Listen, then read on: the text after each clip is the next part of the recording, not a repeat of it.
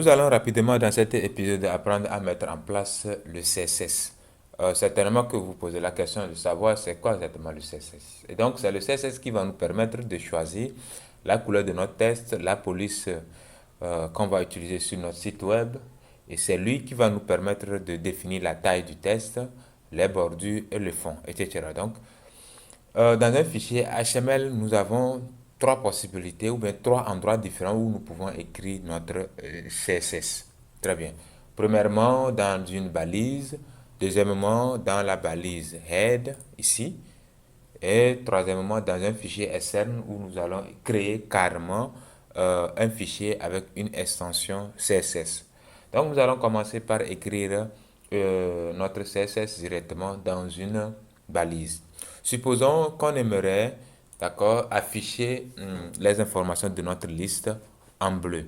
D'accord? Pour le moment, on n'a pas encore appris les propriétés CSS avec leurs valeurs, mais je vais utiliser une propriété avec une valeur très précise pour vous faire comprendre l'écriture ou bien comment écrire le CSS dans une balise, dans le head et puis dans un fichier séparé.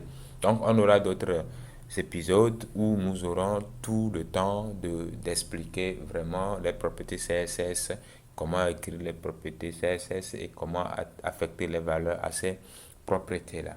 Donc, on suppose ici qu'on aimerait afficher le test de la liste LI en bleu.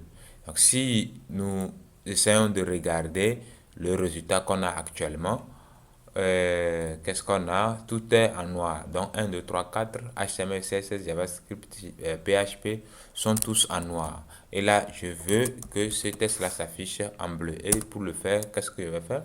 Je vais ajouter un attribut style dans la balise LI. Et maintenant, cet attribut aura pour valeur maintenant une propriété CSS et une valeur.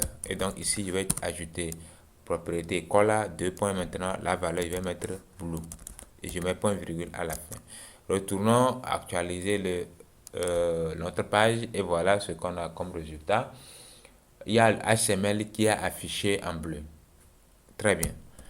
Maintenant, si on veut réellement avoir toute la liste, d'accord, affichée en bleu, on est obligé de répéter cet attribut avec cette valeur, d'accord, ou bien avec cette propriété C7 et sa valeur dans toutes les balises LI. Et donc, je dois pas me copier, coller ici, enregistrer, venir actualiser, vous allez voir. Et donc, le CSS aussi s'affiche en bleu.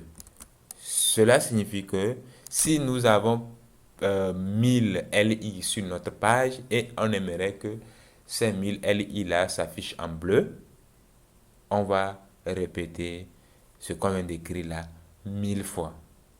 Et aussi, ce n'est pas l'unique propriété qu'on peut appliquer sur un test. Si j'aimerais par exemple souligner le test, si j'aimerais changer la police du test, ainsi de suite, il y a plusieurs choses. Et donc, on va répéter les mêmes propriétés plusieurs fois. Donc, pour éviter cette répétition, qu'est-ce qu'on va faire? On va revenir maintenant à la deuxième option, écrire le CSS dans la balise head. Et comment est-ce que cela va se passer?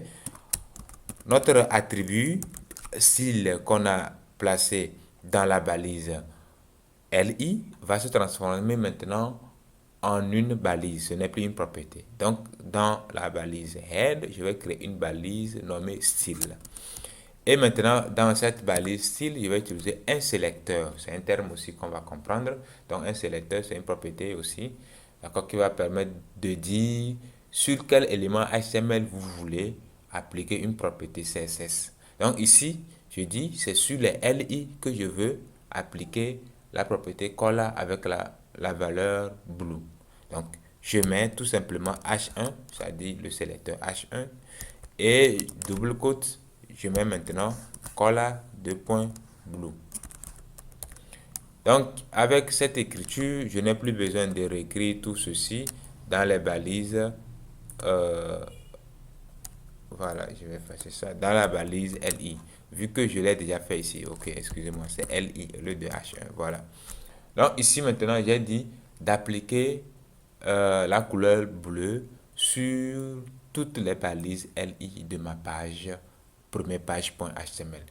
Et là, quand il va actualiser, voilà, toutes les informations qui sont dans les balises LI sont en bleu automatiquement. Donc, il n'y a plus à faire de répétition. Il n'y a rien de plus intéressant que ça. Très bien. Alors, nous avons trouvé une très bonne solution à notre problème. Mais maintenant, supposons que dans la page 2, nous avons aussi des LI. Et nous, on aimerait en fait que sur tout notre site, qui est quand même composé de plusieurs pages, que tous les LI s'affichent en bleu. Donc ici, je vais ajouter par exemple un LI, une liste. Donc je vais l'appeler par liste 1, que je vais dupliquer plusieurs fois. Très bien. Et maintenant, je vais ouvrir aussi cette page et voir comment est-ce que je l'ai fait. Voilà, je vais faire comme ceci plutôt. Excusez-moi, je vais dupliquer ça plusieurs fois. Voilà. Donc, on va actualiser. Voilà. Excusez-moi. Très bien.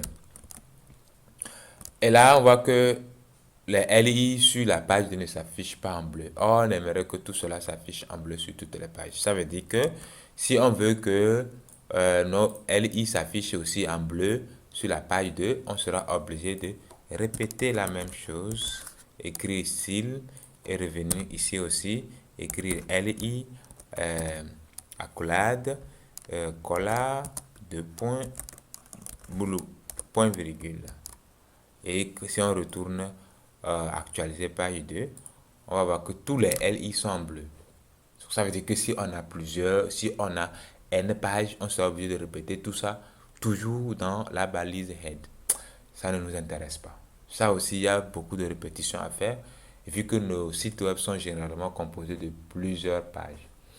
Alors, quelle solution on va utiliser maintenant? C'est de créer un fichier CSS séparé dans lequel maintenant on va écrire nos propriétés CSS et faire appel tout simplement à ce fichier-là dans l'ensemble des pages où on aimerait appliquer les propriétés qui se trouvent dans le fichier en question. Bon, tout ça c'est beau. On va voir comment est-ce que ça fonctionne dans la pratique. Donc cette fois-ci, je vais créer un fichier CSS. Donc je fais clic droit sur mon dossier principal, New File, je fais CTRL S pour l'enregistrer et je vais l'appeler comment? Je vais l'appeler style.css. Très bien. Donc dans style.css, je vais écrire LI, donc mon sélecteur LI, et je vais lui dire ok, je vais appliquer la couleur bleue sur l'ensemble des balises LI. Très bien. Ceci étant fait, on va enlever ce qu'on avait écrit dans la balise head, donc dans nos deux fichiers, d'accord, dans nos deux fichiers HTML. Et retournons voir est-ce qu'il y a la solution. Non, ça n'a pas marché, c'est devenu plutôt noir. Ici aussi, quand j'actualise, c'est toujours noir. Alors, qu'est-ce qu'il faut faire? Comme je l'ai dit, nous avons mis en place notre fichier CSS. Tout ce qui reste à faire maintenant, il faut appeler ce fichier CSS dans l'ensemble des fichiers HTML qu'on aimerait appliquer les propriétés CSS qui se trouvent dans le fichier CSS en question. Donc, si je veux appliquer cette propriété, d'accord, dans la page de .html, je dois revenir dans la page de HTML et utiliser une nouvelle balise qu'on appelle link, d'accord, et avec un attribut href. Et dans cet attribut href, maintenant, je vais indiquer le nom du fichier CSS que j'aimerais appliquer maintenant à ce fichier HTML. Et dans notre cas, je veux appliquer, d'accord, ou bien je vais faire appliquer les propriétés CSS qui se trouvent dans le fichier style.css. Et donc, je vais juste écrire ici style.css. Et comme tout lien que nous avons vu jusqu'ici avec la balise A et la balise IMG avec son attribut SRC, si le fichier en question que nous sommes en train d'écrire ici n'est pas dans le même dossier que notre fichier page de .css, il va falloir indiquer le chemin complet qui mène vers ce fichier-là. Donc, une fois que j'ai indiqué le nom du fichier dans la balise link, on va aller voir le résultat. On est sur la page de on actualise. Et voilà, la liste ou bien toutes les listes sont en bleu. Et si j'actualise pour mon premier site web aussi, ce n'est pas en bleu. Et pourquoi ce n'est pas en bleu? Justement, ce n'est pas en bleu parce que nous n'avons pas encore appelé notre fichier CSS dans ce fichier .html. Et on va faire la même chose avec la balise link.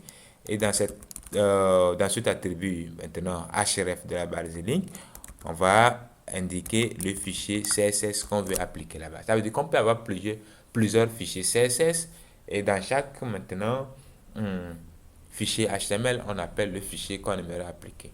Retournons voir le résultat, on va actualiser et si vous remarquez très bien, le test qui est dans les listes, d'accord, est devenu en bleu. Donc c'est très simple, il n'y a rien de compliqué par rapport à ce que je viens d'expliquer. Nous avons trois possibilités d'écrire le CSS. Premièrement, dans la balise, avec pour inconvénient, dans le même fichier, nous serons appelés à répéter plusieurs fois la même propriété qu'on aimerait appliquer aux mêmes balises du même fichier. Deuxième possibilité, écrire le CSS dans la balise head en introduisant tout simplement la balise style. Sauf que pour cette possibilité aussi, vu qu'on a plusieurs pages HTML pour un site, on sera appelé à répéter la même chose plusieurs fois dans plusieurs pages. Donc, ce qui n'est pas intéressant. Donc, la solution la plus intéressante, la plus souhaitable et que je propose que vous utilisez chaque temps, c'est de créer maintenant un fichier CSS externe carrément et vous mettez l'ensemble des propriétés et vous appelez ce fichier CSS dans les fichiers HTML où vous aimeriez appliquer les propriétés CSS qui se trouvent dans les fichiers CSS en question.